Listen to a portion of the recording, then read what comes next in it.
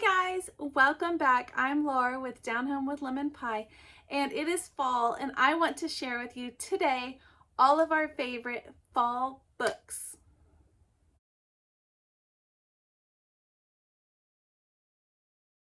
Okay guys, welcome back. So I'm Laura Wilkie with Down Home with Lemon Pie, and I'm a Christian stay-at-home homeschool mom of 6, and our family loves fall. It is my personal favorite season of the year, and I love just the season, the colors, the smells, the flavors, all of that.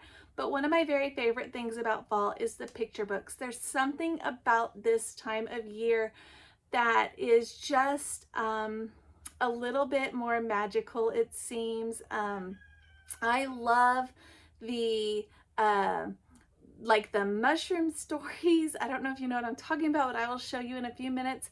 The forest stories, the stories about pumpkins and apples and bears, those kinds of things. And I'm going to share with you what our favorite books are for fall. These are the books that we pull out year after year after year to read together as a family. And I'm going to share them with you right now. Okay guys, let's get started. My very favorite book is the one I'm going to start with. And when my oldest, she's 9 now, when she was about 3, I just happened upon learning about I was looking into Montessori things, and I found some Waldorf stuff. They're kind of related, and these books kind of fell in our lap, and I love them so much. They are the Elsa Besco books. If you're not familiar with these guys, you are seriously missing a timeless treasure. No kidding. These are awesome. This particular story is a great one to start with. It's Children of the Forest, and it's about these little tiny people who live in the forest. They have these little mushrooms for hats so that you think that they're mushrooms if you see them in the forest. So it's really magical, really fun, and it's just about their family and their lives. The art is beautiful. The stories are captivating, so I highly recommend these. They're great for girls and boys. Look how tough the pictures are for the boys and how sweet and tender they are for the girls. Look here. They're just awesome. So this is the first one I would start with if I was you. I have several of these, so I'm going to show you a couple more. This is Christopher's Garden, also by Elsa Besco.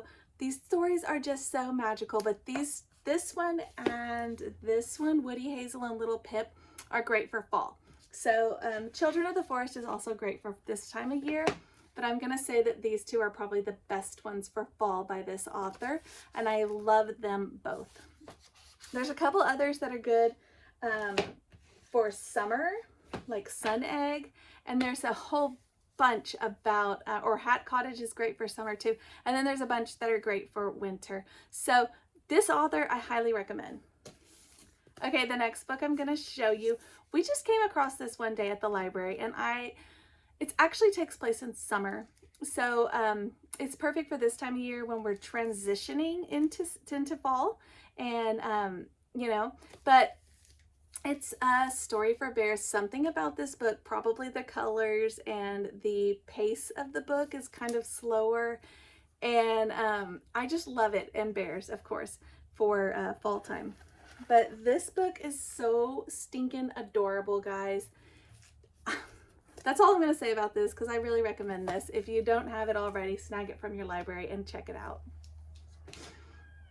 Okay, so this is another classic. It is the BRAMBLY HEDGE. This is one that I recommend you get the whole collection. This is the complete collection, and they have season books. So there's like an autumn story, a winter story, and so on. And it's just about these mice, and they live again in the forest. I love forest stories this time of year. And these guys live in the forest, and it's just about their adventures and their lives. And this book particular goes through the whole year, but it's fun to take this and just pull out the autumn story or read about their whole year, whichever. And it's just so cute and adorable. I love this. It's also perfect for tea time or like an afternoon story or something like that. Okay, I don't know what it is about this time of year, but there's a few things that I always find myself wanting to teach and learn about during this time of year. And one of those things is like the farm life, the pioneer time, that kind of time frame and those subjects. So this is one of our favorites for stories about animals, James Herriot's Treasury of Inspirational Stories for Children. I know I've recommended this in another video or two, and it is just so stinking cute. Look, I turned to the Christmas one, so see, it's great for all year. But it is so cute. But basically, these were stories that are written by James Herriot, and he was a veterinarian, like a farm vet, and it's just kind of about the animals that he's encountered along the way. There's also books by him that are for older kids. So if you are wanting to use them for your personal read or like a read aloud or a chapter book for your big kids, whatever, this is a good author for that. Okay, so I cannot read the fall books without including some of these. And these are our Little House books, guys. If you don't have these, please invest in them. They're so precious and timeless, again, for your family. And this is like our whole collection, but I also have the chapter books too, because those are great. But these are the picture book ones. They're all good. The DVDs are good too, but they're just so cute. And these again have like, this is winter, so that's not fall, but you could read it now. But Going West, that's kind of has a fall feel to me. It does. I don't know. Is it just me? There's a summertime one. Okay. Birthday. They're just so cute, guys. I don't know what it is. I do not know what it is about fall, but I love these kinds of topics. Okay, guys, this was actually a find that I happened upon last year, or maybe the year before, and I love it. I don't know how this is related to fall, but it is a precious book, so I wanted to include it because it kind of ties in to me with like the BRAMBLY HEDGE books. So that's why I included it. It's Mouse Mansion, and it's basically a peek at a giant dollhouse that somebody made, and then they've made stories to go along with it. But guys, like seriously, these pictures are so detailed. So if you have a dollhouse lover or somebody who is into making like miniature little homes, like my kids, this is gonna be a great find for you. And then it has little stories that go along with it about what's going on in their lives. It's just so precious, guys. I love this one. I'm going to recommend it to you guys. It's Mouse Mansion. There it is right there. So cute. Okay, so I told you there are some subjects I just want to teach or learn about during this time of year, something about fall. I'm sure everybody has certain subjects, certain times of year that you want to just revisit. And maybe it's because I keep having little guys, you know, coming through, but I don't know. But apples is one of my topics, and pumpkins. I'm going to show you some of my favorite apple books. Okay, I'm going to start off with one that I'm probably not in a bunch of good company with, but I have to be honest with you guys. This is a book that everybody loves that is not on my list of favorites. It's just a little too twaddle for me, and it was not as captivating as I was hoping it would be, and it was not as loved as I would prefer, but everybody loves it. Everywhere I go, it's everywhere. So I'm going to show it to you. It's not one of my faves. How to Make an Apple Pie and See the World. There's another one that is Cherry, and about the US, I think. I don't know. Do you guys love this book? Why do you love it? Can you tell me? Because I am not seeing it. I know that she travels around and she makes an apple pie and gets all the ingredients. I get it. And there's a recipe at the end. I get it. Is that it? Is that why everybody loves it? I don't know. I do not love this book. I thought that if it's going to show about the world, like it would be more inclusive of things around the world. It's really not. So I don't know. I don't know why everybody loves this book, but it's not on my list. Okay, so, but this one is Gail Gibbons. She is an awesome author. If you do not know her, you need to know her because her books are great. They are nonfiction and they are super good about just giving you all the information. They kind of remind me of the Usborne books, and there are so much better topics. So I love the Usborne books, but Gail Gibbons has better topics that she offers. And there's this one, Apples. Pumpkins is also really good. There's one on bats. There's one on spiders. These are all great for this time of year. So I just am showing you apples right now, but they're so good, guys. Like, here's, you know, the pollination of the apple, how it grows, and it just goes through the whole thing. Like, okay, now we're taking the apples, we're making cider, and it's so good. It does the same thing with pumpkins. Here's through the year, what happens to the trees. It just concludes so much. It's all about apples. So if you're doing an apple study, recommending that. Okay, Apples to Oregon. I do love this one. This is I'll just read it on the front. Being the slightly true narrative of how a brave pioneer father brought apples, peaches, pears, plums, grapes, and cherries, and children across the plains. This one we do like. It's silly. It's a silly apple story, but it's just about them going west, basically, and the things that they encounter, and it's silly and crazy. So it's a good one for a laugh. All right, Johnny Appleseed. Yeah, you didn't see that coming, right? Johnny Appleseed, of course, this time of year, especially if you're doing an apple study, why not? And there's also a cute video that goes with this on YouTube if you can find it. And Apple Trees to Cider, Please, also good. This one I just snagged from the library, but it is really cute too. There you go. It's got how they use the machines to turn the apples into cider. So it's pretty cute. I like that one too.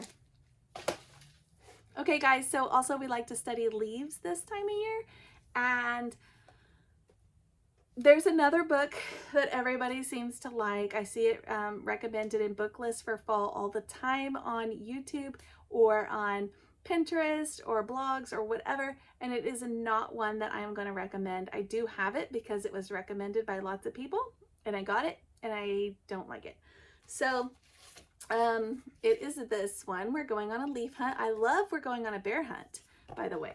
But We're Going on a Leaf Hunt I thought would be as cute, and it's just not. It's just not.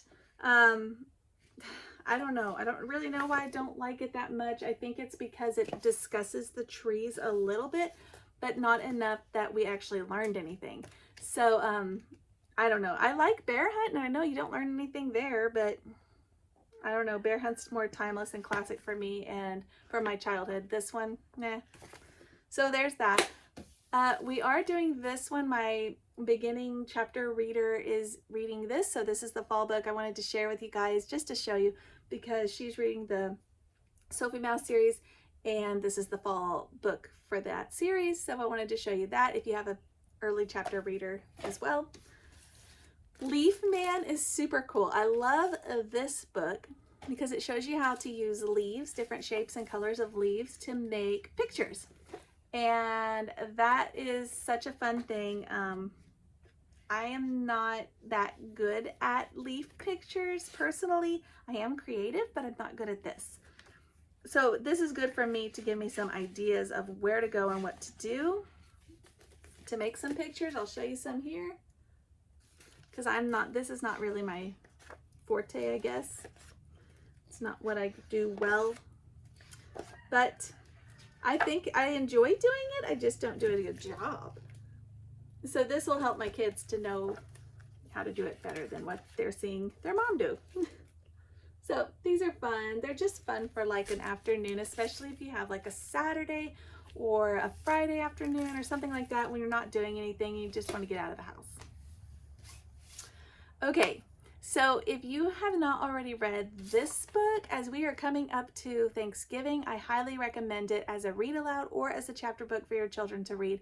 It is about Squanto, which we all know comes to Thanksgiving. So this is a great time to start it right now. This is your little gentle reminder to pull up this book and start it now with your family, because by the time you finish it, it'll probably be close to Thanksgiving, which is perfect. Okay, so I love doing books this time of year that make us feel thankful and grateful for what we have, what we've been given, how we can bless others or help others, just all of those things. And so the next set of books I'm going to show you are related to that. The first one is, let's start with this one actually. God Gave Us Thankful Hearts. I love this series. I didn't read this series for a long time because I thought it was just going to be a lot of blah, da, da, da, da, da. But it's actually not. It's actually full of really good stuff.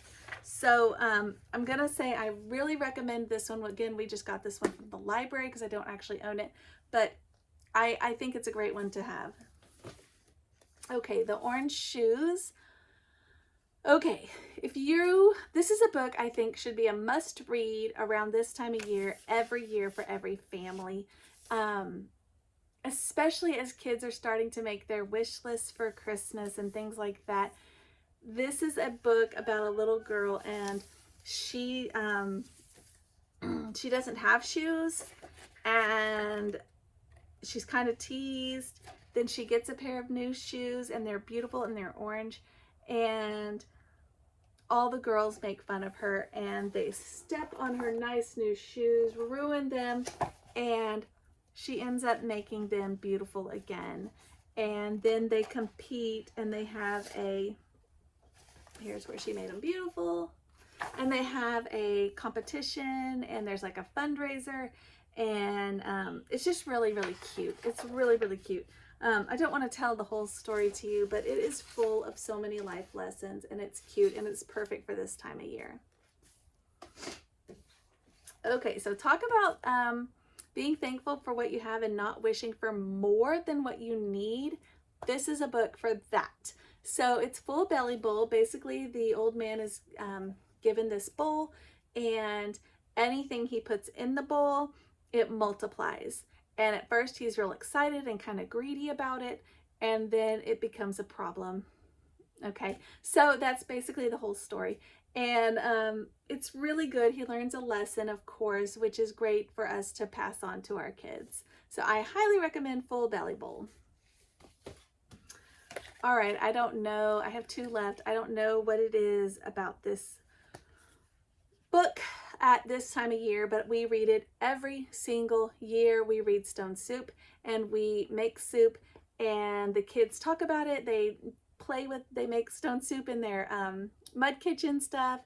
It's just such a good story. But basically these men, or is that the one, this man here, he has a buddy. I don't know if it's that guy or not, but he has a buddy, and they come to this town. They're traveling soldiers. They come to a town, and the town doesn't have a lot of food as it is, and they are hoping that somebody will feed them. But everybody in the town wants to keep what they have for themselves because they want to savor what they have because they don't have very much. And so the men kind of end up encouraging them that if they all put their things together, they will make one soup that they can all enjoy and everybody benefit, instead of keeping what you have all for yourself. It's such a good lesson for this time of year, and for giving to others and being thankful and grateful, which is perfect for fall. So highly recommend Stone Soup, and maybe make it a tradition. It's a tradition in our home. We read it every year this time of year, right around Thanksgiving actually. So anyways, and we'll do some fun things with it. So the last one is Winter is Coming. It's about fall and transition to season. So I like to save this one for as we're getting closer to winter. But this is a great one for fall, especially in Texas. I save it for a little later because it's closer to winter before we actually get to fall. So anyway, so that's this one. It's so cute, guys, and it is a rich story just about the changes, and this little girl observing the changes that are occurring around her and in her life. Again, we have the forest. Again, we have nature. So all of the things that I like most about this season. So that's basically it, guys. I have a couple more that I could not include because this video would be so long. So I have a link in the description below this video where you can see the full list of these books plus others, and you can see where you can get them. Okay, so if you want to see how our family is enjoying fall and putting these books into use and the traditions and things that are going on in our home, find me on Instagram or Facebook. Also, check out my video about fall traditions if you haven't seen that one already, because that also has some other things that we are doing in our home. Thanks for watching, guys. Please share the videos if you haven't already. That really helps. And I will see you guys next time.